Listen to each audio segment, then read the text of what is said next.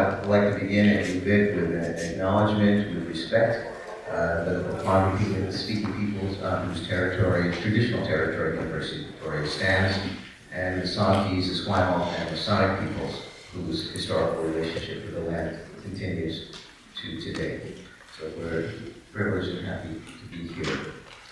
The youth panel that you're here for this morning is a new feature of the Moving Trans History Forward conference. And our theme this year is from generation to generation, right? From generation to generation. So, of course, youth are the current generation coming up and who will be building the future.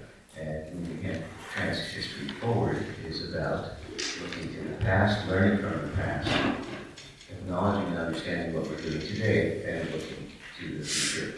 So the youth here are going to be our future, who are started their work already and are going to be telling you about that work, and I'm very excited to hear what they have to say. I also, on acknowledgements, want to acknowledge that we have the Chancellor of the University of Victoria and a very famous person in Canada, Sheila Rogers, with us today.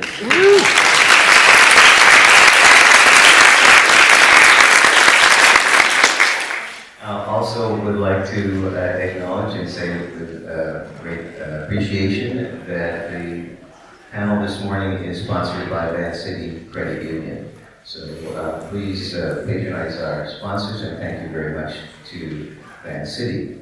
Also, Alex McAdams here, and Cindy Holmes, or Cindy,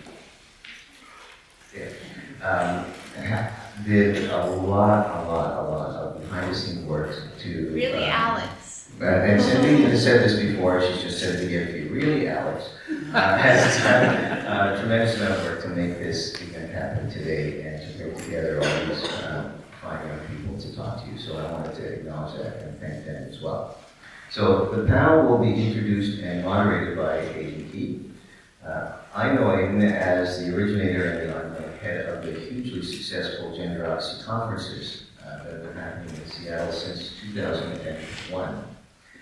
They started out as small conferences, mostly for trans-masculine adults, and in 2007, Aidan and his team started the Gender Odyssey Family Conferences, and 2012 expanded further to provide Gender Odyssey training for professionals who work with gender-varying people.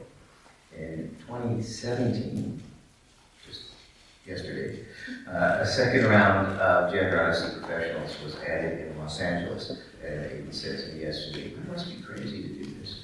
It's every year, it's a huge amount of work, and it's a hugely successful conference. And those of you who are interested in any of those areas and have never been, I recommend you go.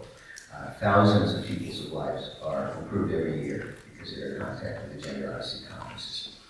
Aidan Key is also the founder of Gender Diversity, an organization dedicated to providing support and educational services with respect to the inclusion of transgender and gender-variant children.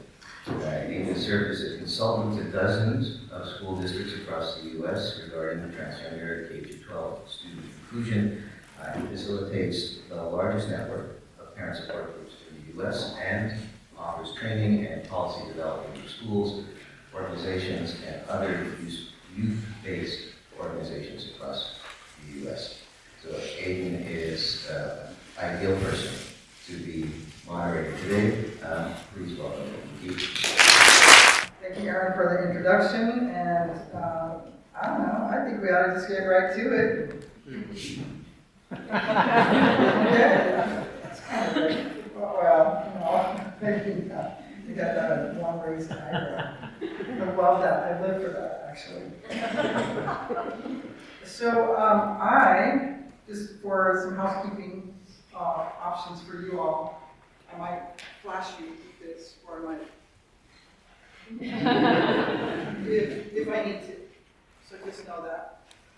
And this is your time, or you do that one.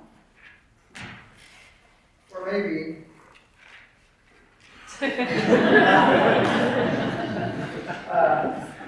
And then I may just blow it off altogether because rules are made to be broken. So I want to dig in. You all have had an opportunity to look at the questions. You can like stick rigidly to them, you can go beyond them, but we're just ready to hear from you. So if we can take just a few minutes in that 3 to 4 minute range, and have you introduce yourselves, share pronouns, name, gender identity, the way you express it, your ancestry and or where you grew up, anything that you want to share, your trans activism to date. We'd love to hear this introduction part, and I'm going to start on the furthest end to my buddy True. My name is Cheryl Wilson. I'm a 14-year-old transgender activist in Vancouver. I live in Latimer, Delta, and go to Delta Secondary School. I transitioned when I was 9 in my private school, to a private school, and they denied me access to the girls' bathrooms and didn't allow me to transition into school. So we filed a complaint system and successfully got a policy as a gender expression and identity. Feels like a toy story. And that's how my activism started, and I've just been growing from there, and now I speak at schools and events and try to spread awareness for just trans kids and the LGBTQ community and help make the world a better place.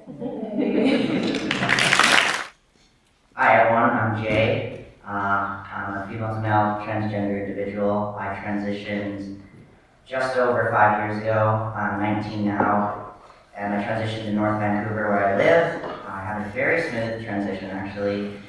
I sat on quite a few panels with True actually. We've known each other for about 5 years. My pronouns are he, him, his, and I think that's it. Yeah.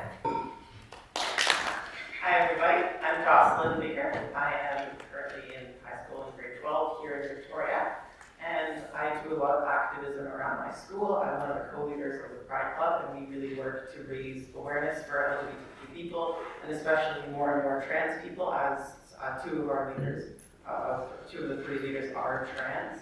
So we're doing a lot of work to make sure there's a lot of visibility for trans people in the school, working with the school to develop better policies for trans people, and also working to get students out into the community and be activists themselves. So we're working on raising the next generation, even younger generation of trans kids.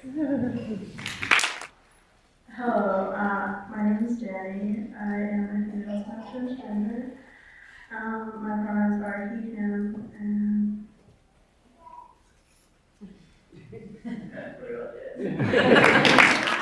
All right, so as I dig into these questions, not everybody needs to respond. So take your cues from your heart or your desire to contribute, and I promise I'll not put you on the spot, or I will put you on the spot. I don't know, we'll find out. But I would love to dig into this next question about the conference's theme, from generation to generation. So what ways do you see yourself and other young two-spirit, non-binary, and trans people moving trans history forward for your own and future generations? What ways do you see what you do in the world helping to move trans history forward for your specific generation, but also for those younger folks? so for a start, I'm part of this writing program called Trans Debate Workshops. We are writing this book that has some of our experiences and a lot of stuff that can help trans youth.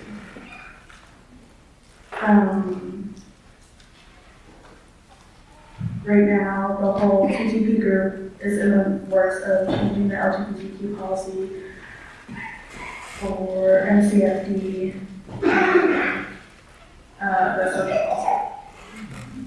I think what we've been able to do as youth, and what I've been able to do as part of the Pride Club of my school, has really just been to be a role model for future trans people. I know I didn't have that as much because trans people weren't there wasn't as much exposure for us at our school, there wasn't really any attention at all brought to us. and there weren't policies in place that allow us to express our identity effectively. So really, I think as myself, what I've done to make the situation better for future trans children and future generations is to make the situation in my school better and make my school more of a place where LGBTQ issues are acknowledged and talked about on the regular, as opposed to something that's really pushed under the carpet and not talked about at all. I couldn't start that myself.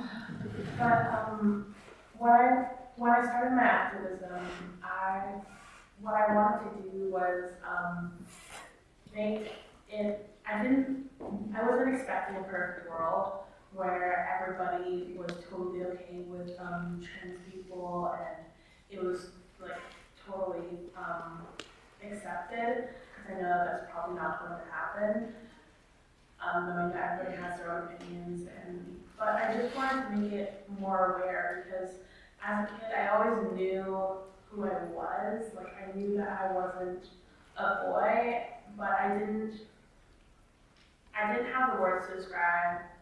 I didn't have the words to describe it because it wasn't a thing that my school talked about or that my family talked about. It wasn't a very big topic when I was young.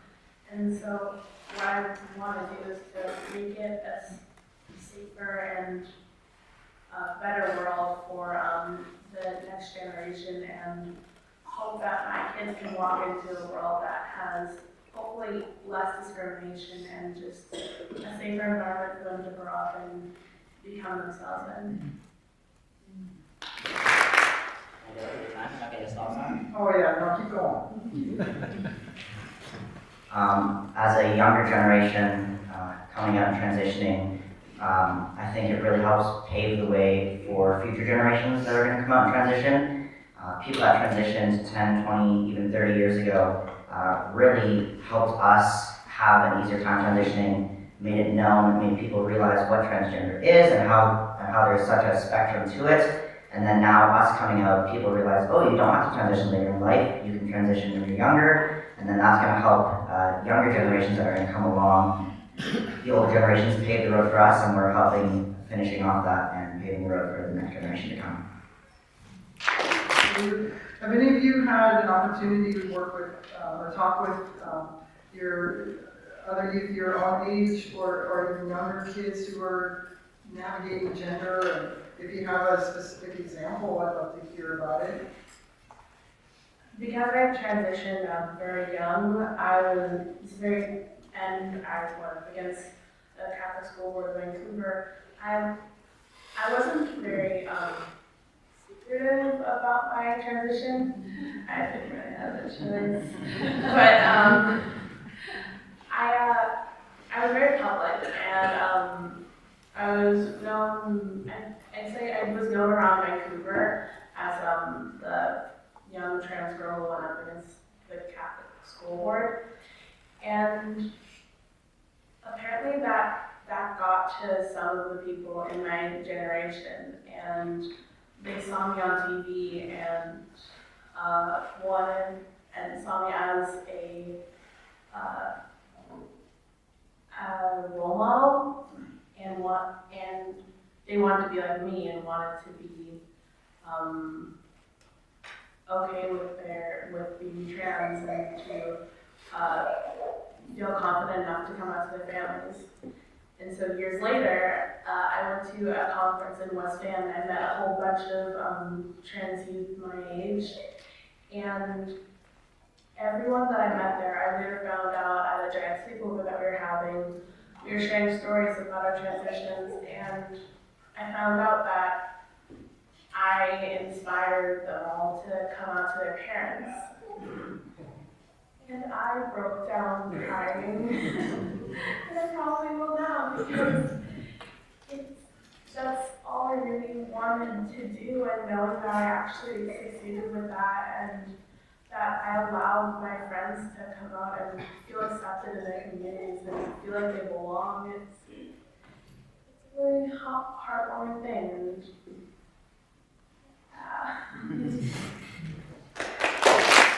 I know a lot of trans and queer youth from my school and from the local community who approach me whose parents are not very accepting at all. I think all of us, or a lot of us on this panel, are very lucky to have had really accepting parents that have been like really helpful in helping us transition early in our lives, and that's been really amazing. But there are so many kids out there whose parents aren't aware of what it means to be transgender and aren't accepting of that, and can be really negative about the LGBTQ community and really discriminatory.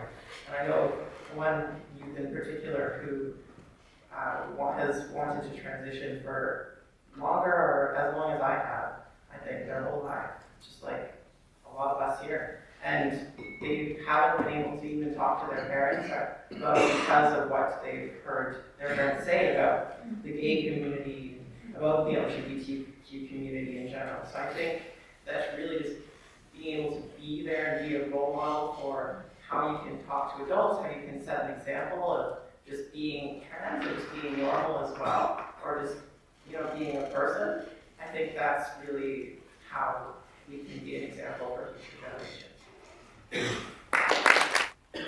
What do you think is the most important thing for adults to know about what it means to be two-spirit, trans, and or non-binary youth? Is there anything you'd specifically like trans adults to know? And if I were to shorten that question, I would say, you know, when you're really pissed off and you want to curse me out as a trans adult, what is it that comes to mind?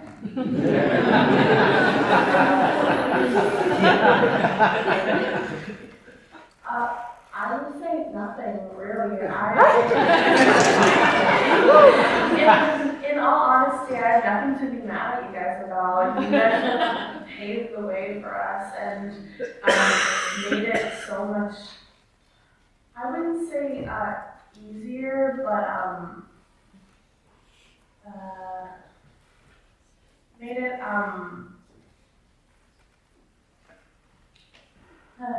can't find the words. Can anybody help me out? More possible? Yes, more possible. Thank you so much.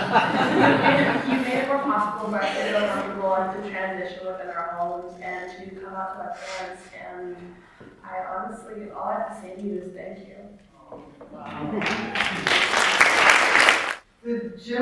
The various generations of trans, non-binary, two-spirit experience really seem to be have a lot of unique variables.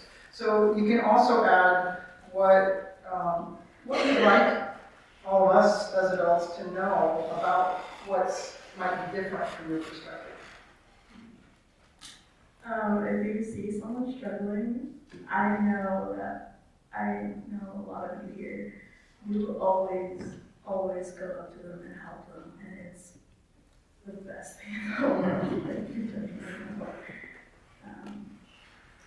I don't really know what else to say. Yes, I don't know, it's been said by everyone else here, but we just want to thank you so much for all that you've done for the trans community, for paving the way for all of us. But we also just want you to know that you are our mentors and our leaders, and you serve as examples and people who we can follow. And I think that even though it may seem like this transitioning is a personal thing and hasn't really affected other people, or seem like maybe it hasn't affected us, every single one of you has really had a profound impact on our experience of being transgender. I agree with what everyone else has said. The trans adults have definitely impacted us greatly in so many positive ways by helping us see that there are way more trans people out there than you ever would have imagined. I mean, you're surrounded by people in here, so. I think I've met some older trans people, and I think what I would like them to know is that being trans is also, it can be a spectrum. I've met some older trans people when they transition. You either become male or become female, and that's it. They stay very binary, and some older trans folks have a hard time coming around and realizing it's not just a binary scale. I think they need to understand that it's a very diverse scale. Aiden started gender odyssey, so gender is an odyssey, I guess. It's very diverse, and I'm not sure if they ever will come around, but obviously, age generation seems to be pretty good with it, but I've met some older people who have definitely struggled with the whole diversity of being trans and stuff. They've just kept it very binary. But overall, all the trans adults I've met have been super awesome. So the next question, is a three-parter.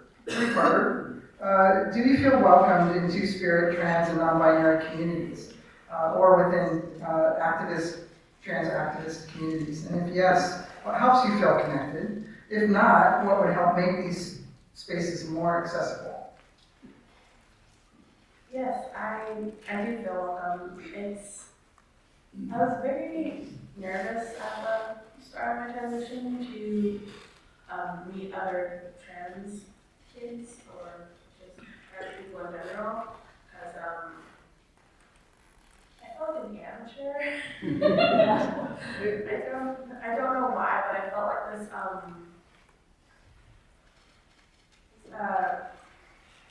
this feeling like I was only because I was only starting to learn about the LGBT community, and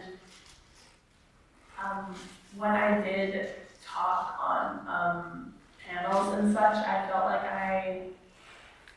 I wasn't meant to be there because I didn't know a lot, and I was just only speaking from personal experience, and I had no idea what other experiences were like, or how other people felt about situations.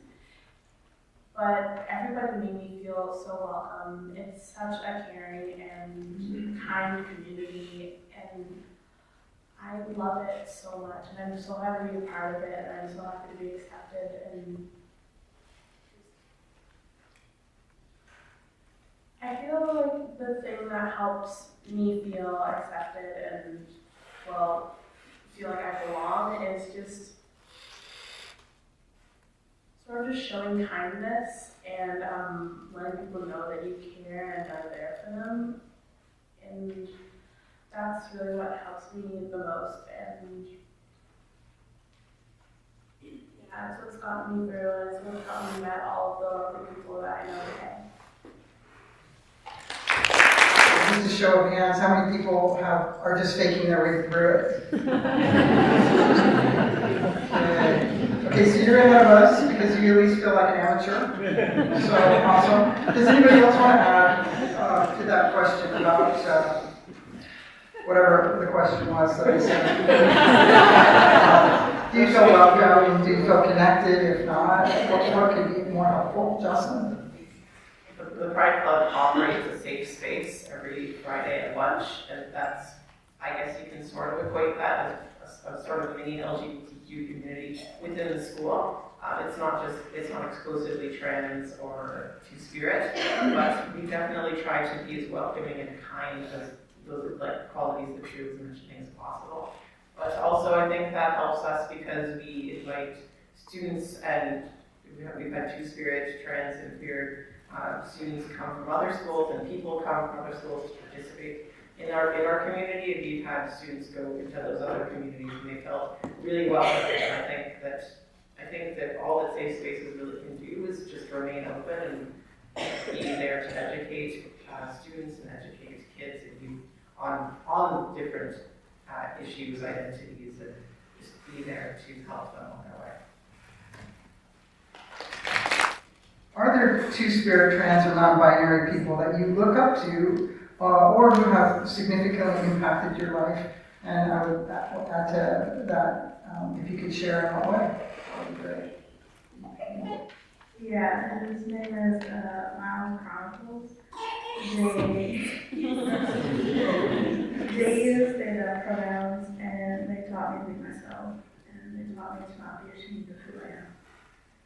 They also are changing a lot of things, and it makes me feel super happy. Fantastic.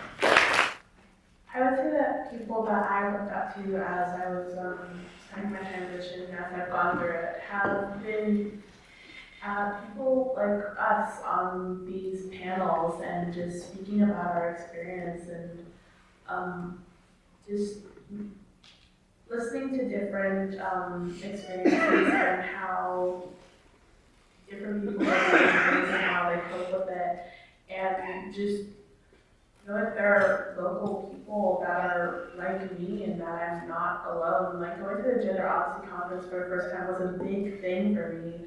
I had never seen so many trans people in one place, much less in front of me. And it was amazing. So to be up here and to be talking like this it can be almost surreal sometimes, because I think of little 9-year-old me with her pink frilly skirts, and oh gosh, I was very, very feminine when I first transitioned. But besides that, I think of little me in those crowds and watching those people, and I think of how I could be impacting someone like that, and it's a fantastic feeling, and I hope to continue doing it throughout my life, because it's very important to me, and I just love doing this. There's a lot of people that I look up to. Gavin, who's sitting over there in particular, he was one of the first trans people I ever met when I transitioned. I met a Gender Odyssey. He's been very great. I try to talk to him regularly, as much as I can. Anyone that transitioned before me, who I could talk to, was very influential.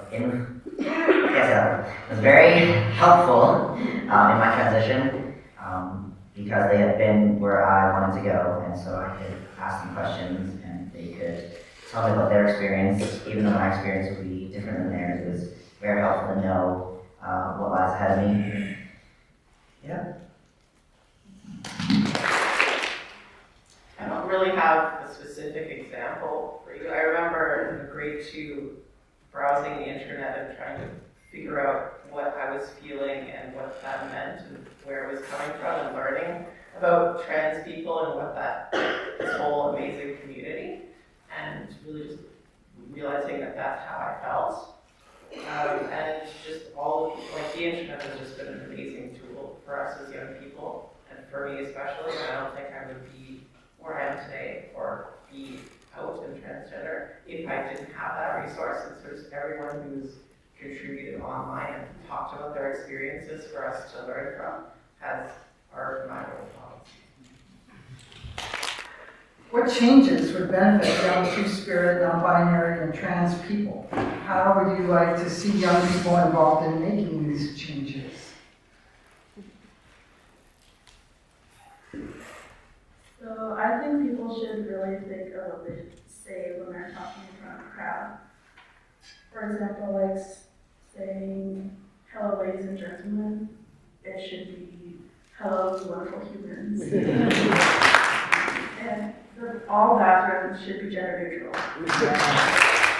And like when you go into stores and you're first transitioning and you go to like, say, females now, you're going to the nail section, you get looks, and they're bad looks. I think stores should have a unisex section where you can get clothes, male or female. I don't even see why clothes should have genders.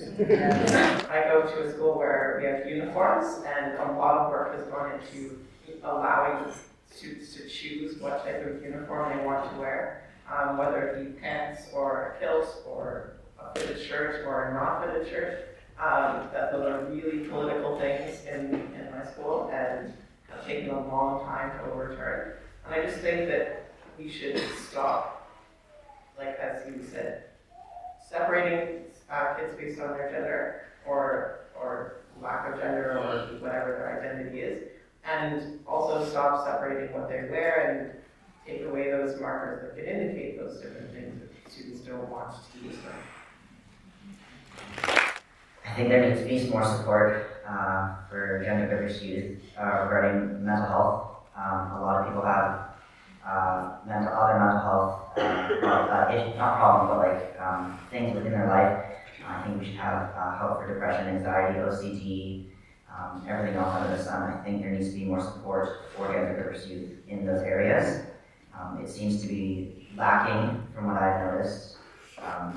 in North Van, I'm not sure how the island is, and I'm sure Vancouver has more diverse, but especially in smaller areas, there tends to be very little support in those areas.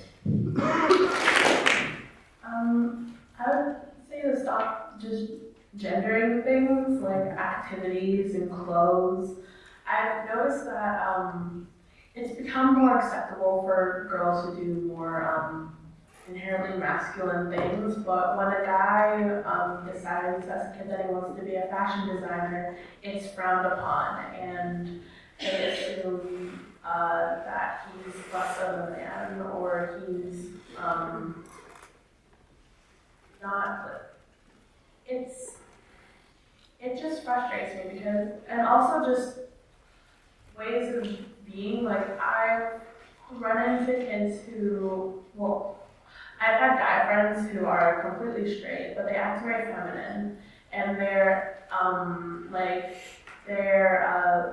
very giggly, and they act like inherently the stereotype of being gay. They act that way, but they're straight.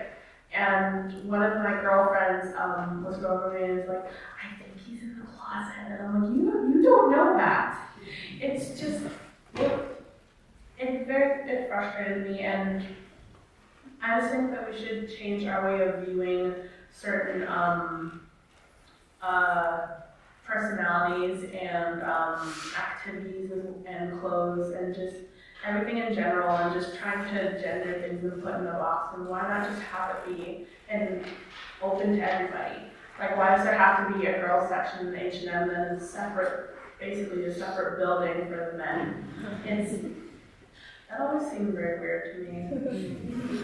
But I'd actually very much like the guy sweaters, but I'm getting off topic.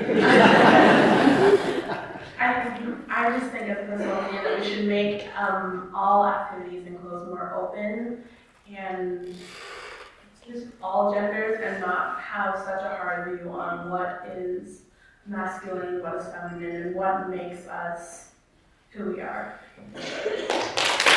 Well, I wanted to know if any of you would share in your path, your life path here, what has surprised you?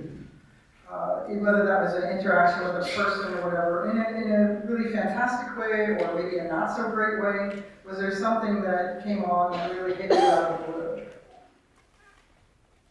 1 year when I was at Gender Odyssey, I was walking, well, I was just in the conference, and a little girl came up to me, and she reminded me of me when I first transitioned, because she was wearing a big, like, frilly pink skirt and like a nice like sequin shirt and a headband, and she looked super adorable. And her mom came up with her, and she was like hiding behind her mom and being really shy. And the mom said, "This is horrible things," but she introduced her daughter and said, "You inspired her to transition." And I was like, "Oh, how old is she?" And when did she transition? And she transitioned when she was 5 or 6. And that, I was taken aback, because I was so happy that she was able to find herself at such a young age and have the words to describe who she was, and felt comfortable enough to come out to her family. But I was just so surprised that I was part of that. And it was fantastic. I was so happy that she was able to find herself and be able to express herself at such a young age, and it just made me really happy. And for the rest of the day, I was just like kind of like had a skip my step, and I was skipping, and I was like,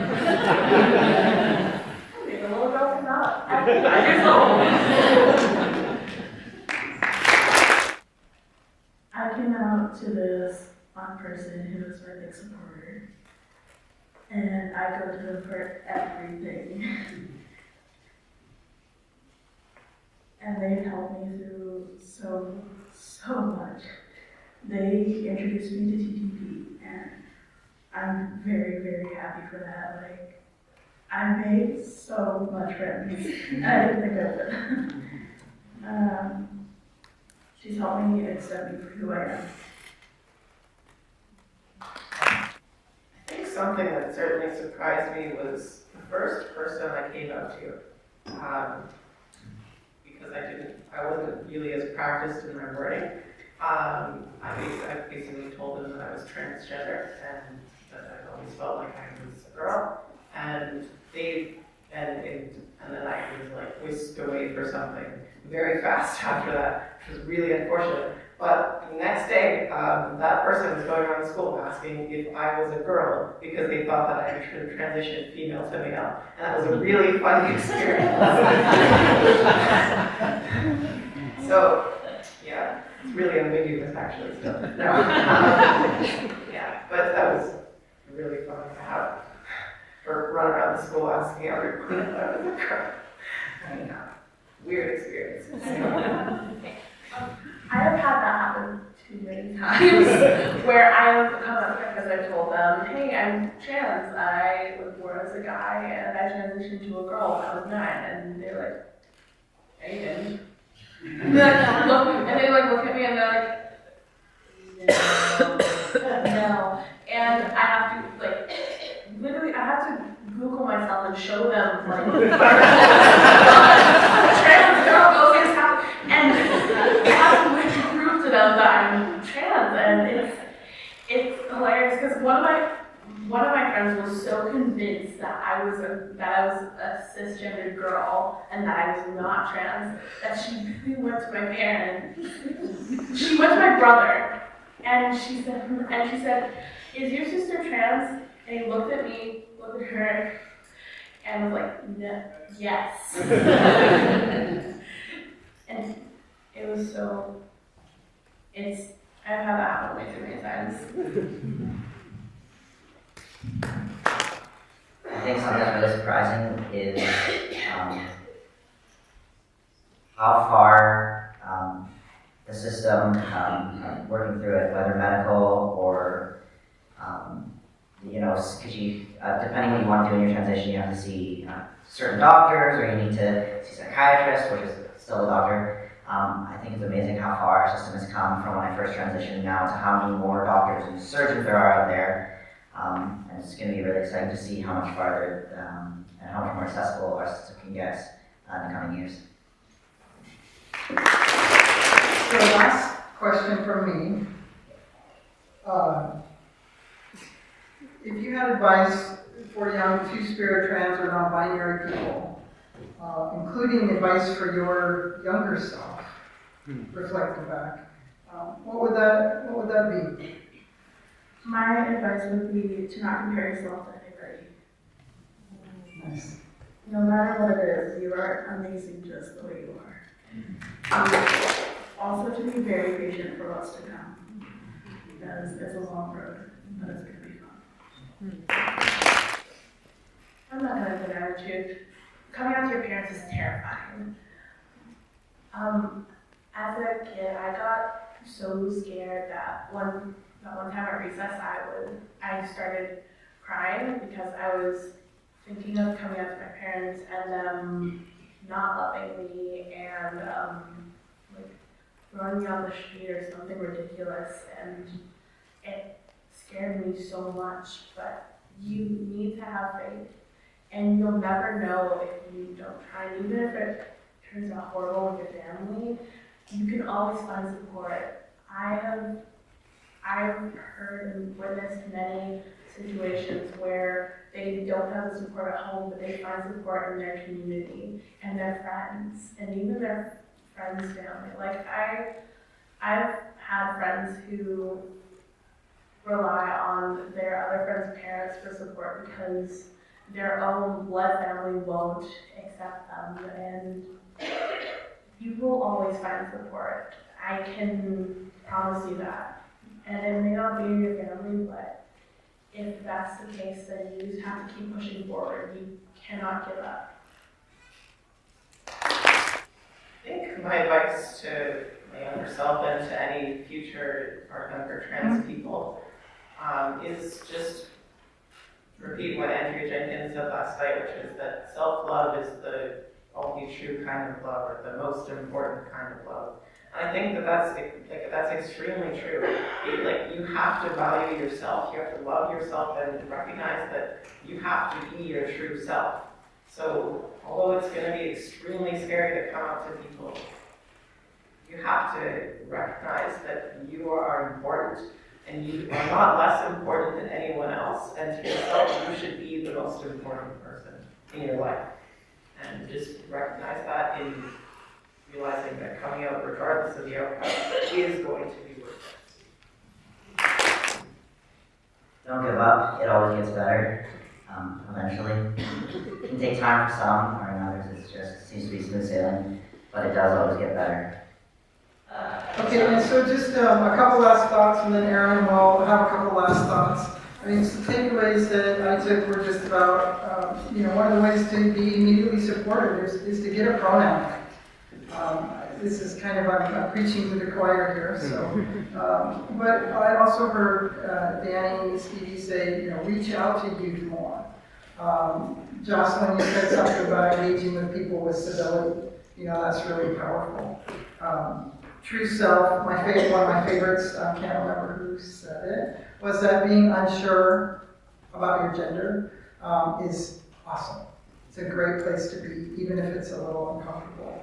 And I just want to thank you all for your courage to be open and vulnerable. I know it's a little nerve-wracking, especially because everybody made you get up so early to be here. But I just want to thank you all for showing up today.